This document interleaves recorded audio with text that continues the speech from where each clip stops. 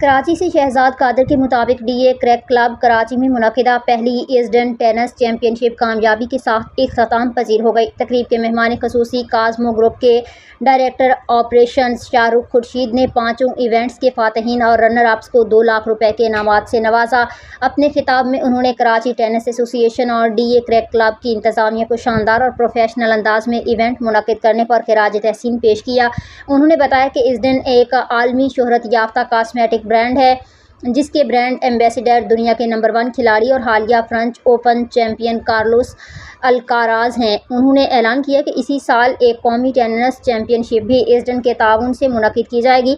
तकरीब से मौलाना हाफिज़ अब्दुल मजीद, डॉक्टर कुर्रतुल-ऐन और खालिद शमसी समेत दीगर शख्सियात ने भी खिताब किया।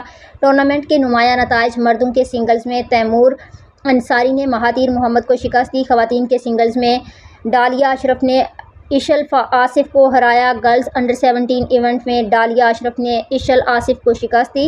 अंडर 13 सिंगल्स में मीर अब्बास भगत ने सैयद अब्दुल्ला को हरा दिया। इस मौका पर SVP STK मोहम्मद खालिद रहमानी ने स्पॉन्सर्स, क्लब, इंतज़ामिया और मीडिया का शुक्रिया अदा करते हुए ऐलान किया कि जुलाई में 3 और अगस्त में एक कौमी इवेंट कराची में मुनक़िद किया जाएगा। मैं इस वक्त मौजूद हूँ क्रैक क्लब के अंदर, जहाँ इस दिन टेनिस चैंपियनशिप का फाइनल मैचेस खेले जा रहे हैं। आए कुछ खिलाड़ी और ऑफिशियल से बात करते हैं। My name is Mir Abbas Bhagat. I've played in the ISDN Tennis Championships Open in the year 2025. I played in under 13 and under 17. Under 17, I lost in the first round. Under 13, mashallah, मैं जीत गया. And it was a good experience. It was really fun, and I hope we can. I hope Karachi में और events हो.